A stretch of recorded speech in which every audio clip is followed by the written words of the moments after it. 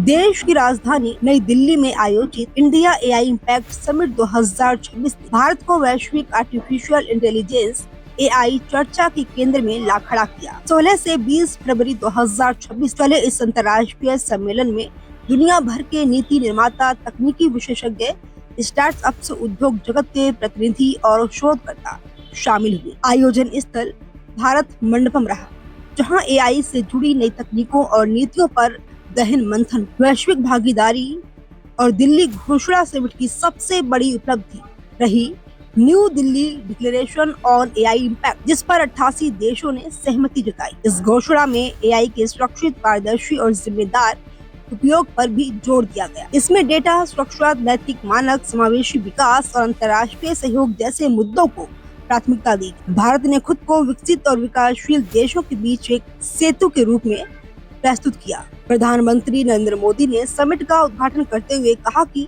AI का उद्देश्य केवल तकनीकी प्रगति नहीं, बल्कि सर्वजन हिताय, सर्वजन सुखाय होना चाहिए। उन्होंने भरोसेमंद, सुरक्षित और मानव केंद्रित एआई प्रणाली के विकास पर भी बल दिया।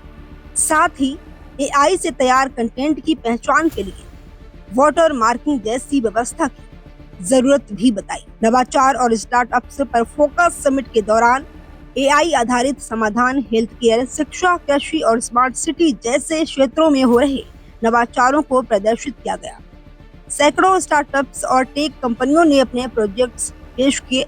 वहीं विशेषज्ञों का मानना है कि एआई भारत की अर्थव्यवस्था को नई गति दे सकता है और युवाओं के लिए बड़े रोजगार अवसर पैदा कर सकता है। जहां एक और समिट को कूटनीतिक सफलता माना गया, तो वहीं कुछ संगठनों ने एआई के दुरुपयोग और निगरानी से जुड़े जोखिमों पर चिंता जाहिर की। उनका कहना है कि एआई के विकास के साथ साथ सख्त नियामक ढांचा भी जरूरी है। इस समिट ने यह संकेत दिया है कि भारत अब एआई नीति निर्माण और तकनीकी नेतृत्व में महत्वपूर्ण भूमिका निभाना चाहता है।